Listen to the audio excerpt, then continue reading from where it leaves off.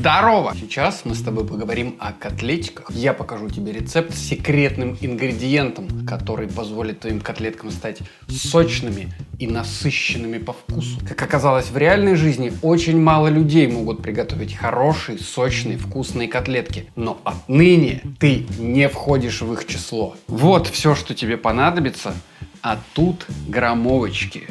Делай скриншот и ставь лайк за граммовочки. А что за секретный ингредиент, ты узнаешь в процессе. На канале Бульон пока что.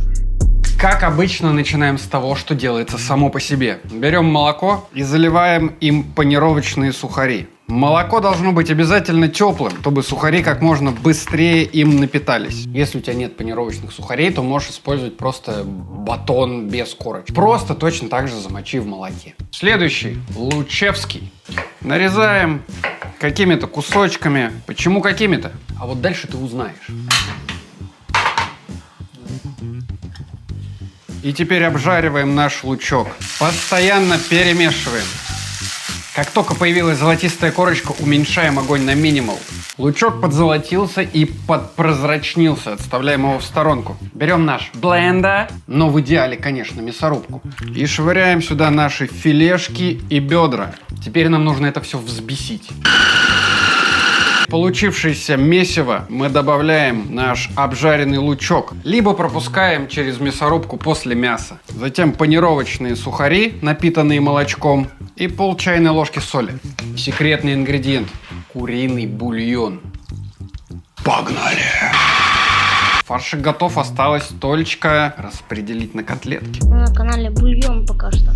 Теперь приступаем к лепке. Первым делом окунаем руки в воду, берем фаршик и отвешиваем котлетки по 80 грамм. Формируем из них шарики и просто обваливаем в сухарях. И откладываем на противень. Повторяем процедуру, пока не закончится фарш. Вот она, последняя котлетка.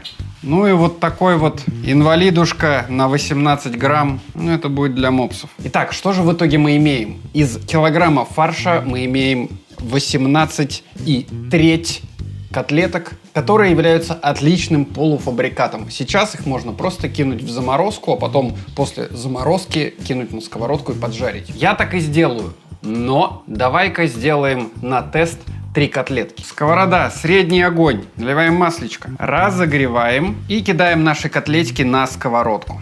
И когда ты положил котлету, не двигай ее, иначе сухари впитают просто все масло, и ты будешь жрать потом масло. Блин, Серега, ты кверх ногами! Хорош кринжить. Прошло 1,5 минутки, давай посмотрим, что снизу. Вая! Угу.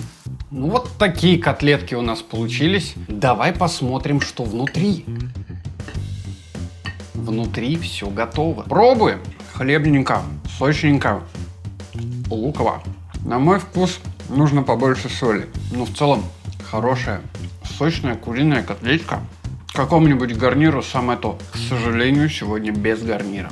Ну и пускай еще попробует Серега. Сочная котлета. Вот соли немного можно было бы добавить. А так лучше, чем школьные котлетки. 9 балдежей из 10. В общем-то, ситуацию с солью можно компенсировать каким-нибудь соусом. Но в целом котлетки сочные настолько, что соуса и не понадобится особо. Поэтому повторяй, пробуй, подписывайся, ставь лайк, пиши вкусный комментарий, например, как вот этот. Подписывайся на Бусти. И, кстати, в этих котлетках не хватает только одного. Ладно, все, давай, пока. А где пюрешка?